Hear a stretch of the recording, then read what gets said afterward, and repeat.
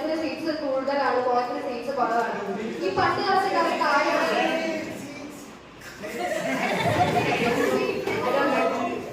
എന്താണ് child marriage പണ്ടുണ്ട്, എന്നാൽ ഇപ്പൊ അതിനൊരു കുറവുമില്ല.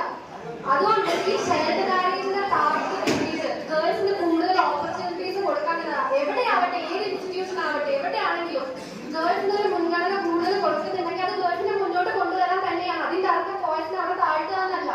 ബിക്കോസ് ഫീമെയിൽ ഇൻഫാന്റിസൈഡ് ആവട്ടെ, ചൈൽഡ് മാരേജ് ആവട്ടെ, സ്റ്റിൽ ദാറ്റ് ഈസ് ഹാപ്പനിങ്.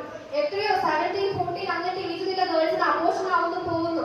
ഇതെല്ലാം തടയണമെങ്കിൽ ഈ എഡ്യൂക്കേഷൻ എന്നുള്ള സാധനം അവിടെ വേണം. അതുകൊണ്ട് കൂടുതൽ ഗേൾസിനെ എഡ്യൂക്കേറ്റ് ചെയ്താൽ ചിലപ്പോൾ കൂടുതൽ ബെനിഫിറ്റ്സ് ഉണ്ടാവും, ചിലപ്പോൾ അല്ല കൂടുതൽ ബെനിഫിറ്റ്സ് എന്തായാലും ഉണ്ടാവും. ഇപ്പൊ ഇവിടെ സംസാരിച്ചുകൊണ്ടിരിക്കുമ്പോൾ തന്നെ ബാക്കിൽ